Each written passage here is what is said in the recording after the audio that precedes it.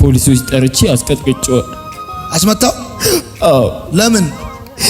ሰክሮ ሲመጣ ሲረብሸን ደውዬ ጠርቼ ፖሊሶች አስቀጠቀጥኩት። አስመታው?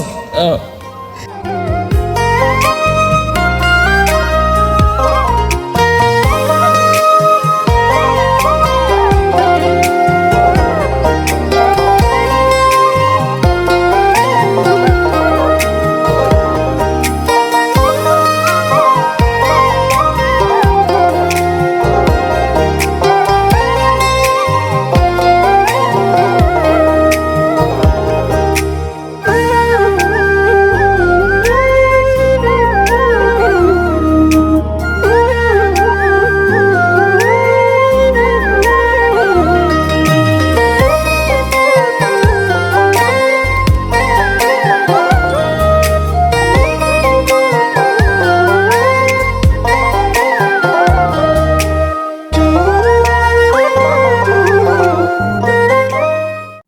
ማን ነው ስም?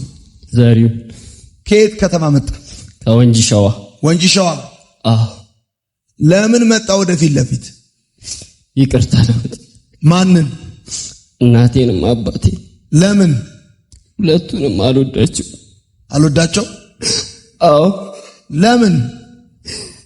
ያስጠላዋል? አዎ። ከሕፃንነቴ ጀምሮ ከአያቴ ጋር ስላደኩ ለሁለቱም ፍቅር የለኝ። እሺ።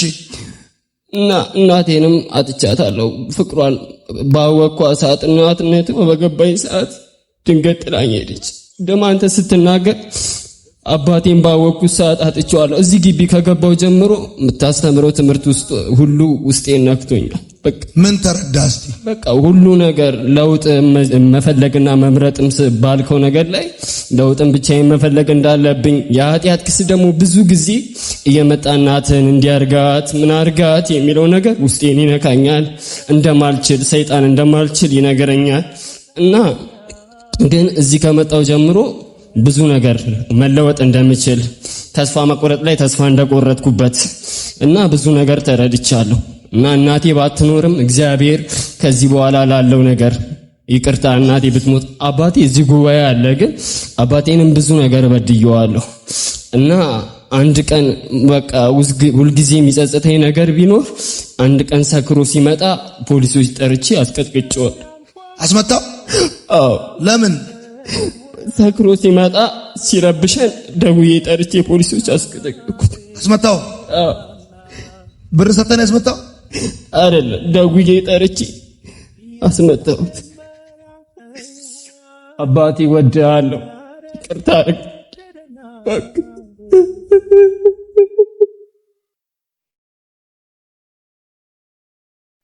የልቡን በር ያንኳኳው ደርሶ ስሙን ያደሰው ሰው ላድርግ ሰውን ያለው ያ ምስኪን ልጅ ስሙ ማን ነው?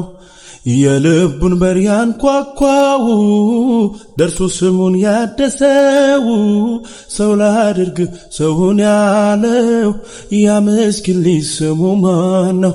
እኔ ነኛ ከመንገድ ላይ ያነሳኛ እኔ ነኝ በምህረቱ የቆምኩኝ።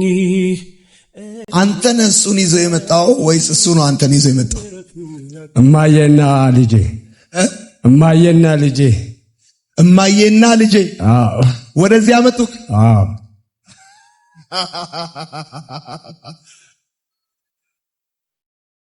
እናትክ ናቸው ወደዚህ መልካም ወጣት እንድትሄድ ያደረጉ? አዎ። የሚገርም ነው። ስንተኛ ናቸው እሳቸው? ስንተኛ ናቸው? በደንብ አድርጋችሁ ያሉ አሁን ይህን ቴሌቪዥን እስቲ ስንተኛ ናቸው? ለምን ላኩህ ወደዚህ? እኔ በጣም አስቸጋሪ ሰው ነኝ። እኔ ብዙ ነገር ያየው ነው። ብዙ ነገር ልጆች አሉ ከ3 4 የት እንዳሉ አሁን አላውቅም። ከከርቸሌ ስወጣ ሚስትም ተበታትናለች፣ ኑሬም ልጆቼ ምናምን የት እንዳሉ። ከርቸሌ ነበር? አዎ። ለምን? በሚለው በሰው ነፍስ ምናምን ተብሎ ነው የታሰርኩት። በቢላዋ? ያው ወንጀል በጩቤ ገረመሌ ምናምን ባለ። ተጣልተህ ነበር ከሰው ጋር? ብዙ ጊዜ ቦርድ ያሌለ መጠጥ ማለት ለልጆቼ ማም ነግራቸው መቃም ምናምን ቦርድ የሌለው መስሪያ ቤት ማለት ነው። ምን ያለው ቦርድ የሌለው ጡረታ የሌለው መስሪያ ቤት እግር እንደዚህ ነው። ይሄ ሁሉ በጥል ነው። እጅ እንደዚህ ብረት ነው ምናምን በቃ በጥል ልብስ። እስቲ እግርህ ምን ሆነ ነው እንደዚህ ሆንከው? ላብዱላ ተጣልተህ? በዚህ ሁሉ አመታቶች ውስጥ እናትህ ይፈልጉሃል እስካሁን ድረስ? አሁንም እሷ አለች ራሷ 100 ብር ምናምን ድንገት እንትን ካለ ቤት 100 ብር ራስ ተቀብያት የመጣው የሚገርም ነው። እና ስራ ላይ መካኒክ ስራ ነበርኩኝ 16 ዓመት በቋሚን ነበር የምሰራው። ከእስር ቤት ምናምን ስወጣ ይርጋግደዋል ምናምን ነገር ብለው ከስራ ማስቆሙኝ። ስንት ዓመት ታሰርክ ከርቸሌ? ወደ 2 ዓመት ከምናምን። ያው ዝም ብሎ በማስ ስለሆነ ምስክር እንትን ካለ ወዲህ በነፃ እኛ ግማሻችን በነፃ ወጣ። ከዛ ስመጣ ሴትዮዋም ወደ ውጭ ወጣለች አሉ። አንደኛው አዲስ አበባ ነች አሉ። አንዷ ናዝሬት ነች አሉ። ማን ናቸው? አንዷ እነማን ናቸው? ናቸው። እሺ ያው እስካሁንም አንደኛውን አላቀየው። አንደኛው 2 ዓመቷ ነው 3 ዓመቷን ካላየዋት ማለት ነው። ዩኒቨርሲቲም ገብታለች ይሉኛል። እኔ ስንት ዓመት ጠጣ? ያው በሱ እድሜ ማለት ነው 18 ዓመት ልጅ ምናምን። እሱን ከሌላ ነው የወለድኩት ተማሪ እያለሁ ማለት ነው። ቢያንስ በቃ 30 ዓመት በለው ይጠጣው። እሺ ሳስተምር ምን ተረዳ? ወይማ ብዙ ነገር። አሁን እኔ ነገ ከነገ ወዲያ 14 ጊዜ ነው ጴንጤ ሆንኩት። 14 ጊዜ ጴንጤ ሆና? አይ እንደዚህ አሁን እናንተ ጋር ለመምራት ብዙ ጊዜ በቃ ቀሜ እንኳን ያንተ ምናምን ነገር ነው የማያው። ያንተ አንድ ጊዜ ደርሼ ብቻ ባየው ምናምን ነው የምለው። ሰፈር ውስጥ አሉ አይደለም እንደዚህ እንትን እንደሱ አድርገው ምናምን እነሱ ናቸው በቃ ምንም የሚለውጡ። አሁን በውስጤ ብዙ ነገር ገብቷል። ነገን አለማሰብ ማለት ነው። እንደዚህ ሆኛለሁ ምናምን በዚህ እድሜም ሆኜ ማለት እነሱ እንኳን ተስፋ እንዳይቆርጡም ነው የምነግራቸው። በ20 ዓመታቸው ተስፋ ከቆረጡ እኔ በ44 ዓመት አሁን ተስፋ አልቆርጥም።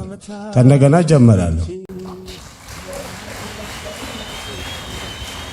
ዋላይን ምናምን ነገር እንደማላስብ ማለት ነው።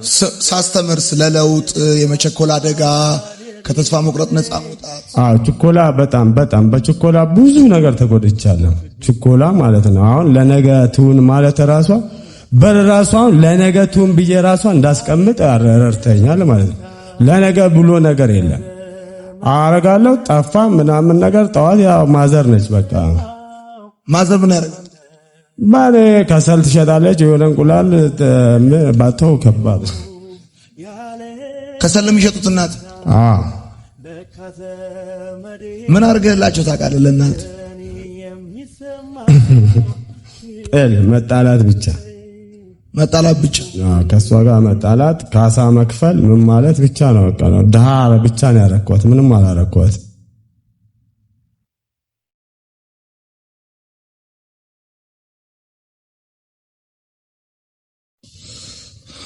እዚህ ጋር ያየ ይቅርታ ጠይቃቸው። በጣም ይቅርታ ወድሻለሁ። ነው መላስ ደግሞ አንቆላምጬ ማን ነው ስማቸው? ጌጥዬ ቢሆነኝ። እሺ በጣም ወድሻለሁ። ካሁን በኋላ በጣም ይቅርታ በቃ ባለሽ እድሜ ደግሞ ለመካስ ዝግጁ ሆናለሁ።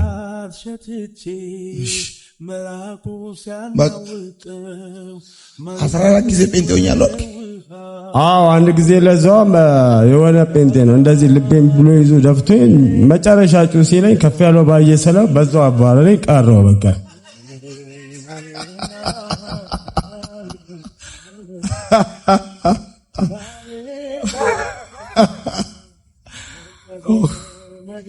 ጌታ ሆይ ዛሬ ሳቅ አልከኝ። ባይ ዘ ዌይ ነግሬያቸዋለሁ ሳስተምር፣ ለውጥ የማይወዱ ሰዎች አዝናኝ ናቸው ብያችሁ። እሷ የትላንትና ህይወቱ ስለነገረን ነው ያሳቀን። አሁን ጥላው ኦልሬዲ ለመለወጥ ወስኗል። ለማንኛውም እናትህን እግዚአብሔር እድሜ ይስጣቸው፣ ያሳርፋቸው። ቻው።